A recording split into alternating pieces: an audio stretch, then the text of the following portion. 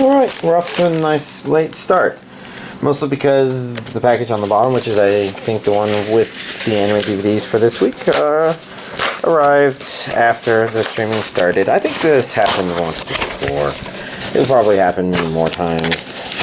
Technically, the packages arrived when, I'm just trying to get the receipt out of the way. Yeah, okay. And I guess I should take a peek at this to make sure it's kind of presentable. I think they start out the naughty bits. Is the back presentable? Maybe? Well, there's a hentai DVD in there. This is Hentai Heaven Volume 6. The Alien, the Maid, and the Fox. So I guess an alien, a maid, and a fox. Maybe? This one... Oh, there's the thing right there. I bet I can't rip that. Nope, I cannot. Well, I probably can, but I'm just not going to try that hard. Let's just get this in there. Get this cut, because this is a limited run games. Finally, out of all the ones that I placed orders for, proof that they ship. And this is Shantae and the Pirate's Curse, Nintendo Switch, physical version. I think I've seen that swimsuit picture before. 111. You know, this is kind of cool. And I think I'm actually going to queue this up to be played. You know, I mentioned near the end of my stream that I wasn't going to close Monster Hunter because I was probably going to try and actually play this. Because once I play this, then I can play Half Genie Hero. I mean, I could play Half Genie Hero without playing this, but I'm kind of curious. I've never seen the physical inside. You know, looks pretty cool. There's a cartridge. There's either a booklet or a little sticker booklet. Looks like a little booklet. Story thus far. Oh, nice. An actual manual. I didn't know what I was looking at. I've never seen one in the last decade. Well, maybe not that bad, but I think that's what limited run games is all about. It's like, yeah, people enjoy having physical versions of stuff. People usually means me, but, you know, I guess a couple other people out there also like them. Such that they can make money. This should probably be a little uninteresting.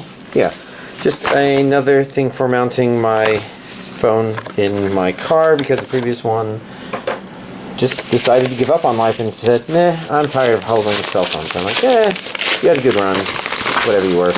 This one should be interesting. I thought the other one was what's apparently going to be in this one, but this one should be an Amazon Basics, little thing to store more Nintendo Switch games in because my current stuff is full. And Shantae and the Pirate's Curse will probably, maybe not be the first one in here, but there will be one like it, so need to hold a lot more if I'm going to keep the entire collection with me. But, as you can see, all that stuff arrived earlier today, and so it's only this one which has the actual anime that was the main purpose of this video that didn't arrive until like 8:30. So, to begin with, we have Hakata Tonkotsu Ramens. Ooh, I like ramen. I don't know if that has anything to do with this.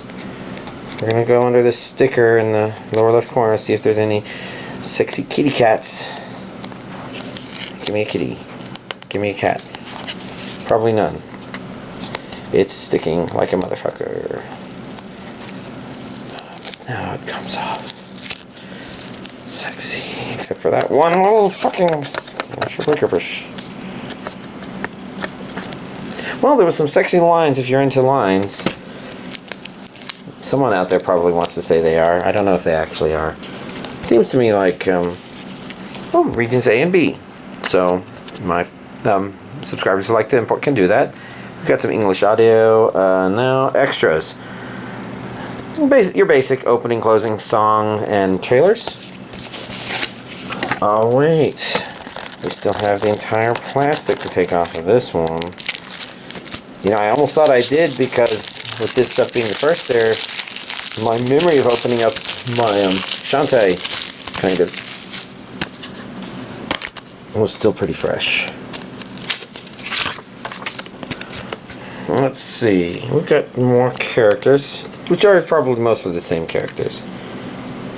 We have the strange boy, we have the sexy boy, we have the other sexy boy, and sexy boy? I don't know. What even is this anime about? I have absolutely no idea.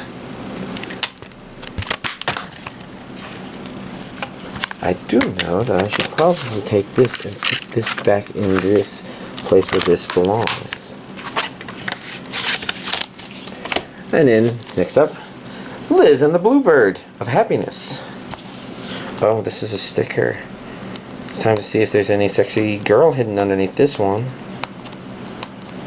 Because it's from the creator of A Silent Voice, which I don't think has come out on DVD and Blu-ray yet.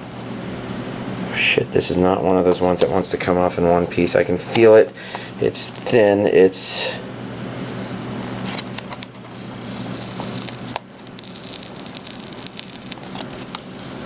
not coming off like it should. What a piece of junk. What a piece of junk. Piece of junk. Because who wants this sticker crap on there? It's nice to know that, okay, it's from them, but you know, there's a perfectly good anime picture underneath it, then we have to get under there. That seems to, except it stopped working. Okay, well, there's girl lap, not in a very specifically lap position, but just, you know, kind of that general concept there. Which, I don't know if that's somebody's fetish or if that would just be something that's a comforting thought. But I got this Blu-ray DVD version and dropped it like a fucking idiot. I see a Region A there. I see a DVD there. One of the most beautiful works of art I've experienced in years. I feel sticky underneath there. I'm trying to think if this has an English dub or not. It's probably been buried underneath all this stuff. Japanese and English master audio. So it does have a dub. Who released this again? Shop Factory. Interesting. Interesting. Sometimes I wonder what does get dubbed and what doesn't. And this I can kind of tell by feel that it wasn't a normal company, so I was just wondering.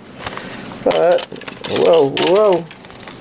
I guess that's where I would have preferred it to fall. Would have preferred it not to fall, especially since it's probably the DVD. Yeah, that's the DVD. So it's more prone to scratching. Yeah, that's the Blu-ray. So the background is a background with a person. Person I didn't notice before. Weird. Should not continue looking at it in case that person gets closer and closer. That would be freaky. And last but not least, Steelbook of Code Geass Lelouch of the Rebellion movie trilogy, which I'm guessing is a movie version of Code Geass or something. I say or something because I have absolutely no clue. Well, let's get this open. Because for some reason this didn't ring a bell. I'm like, yeah, I'm pretty sure I don't have that. So I got it, and it's a steelbook. Doesn't sound steel, does it? Okay, here we go. Yeah, look at that. We want to get that off, because look at that. That's a really cool picture, too. There's some cool pictures. Red and blue. Red and blue. Oh my god. This actually makes me really want to watch Code Geass again. Okay, I'll just put that aside, and let's dig into this. Actually, let's take a look at this first. Region A. So this one is only Japanese with English subtitles. Interesting. That's always good to know. 3 movies, extras, promo videos, and trailers. Is the power of Geass a curse or a really good story? Look. The digital thing fell out, and postcards, except these aren't in the sealed thing, so I get to show them to you.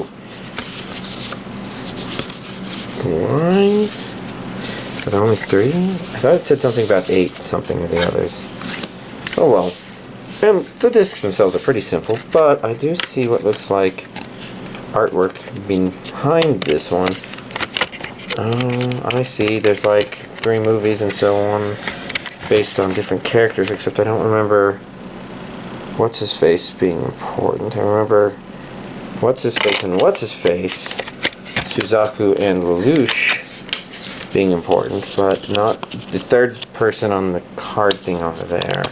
I mean, notable, but not important. Like, oh, he may as well be a main character.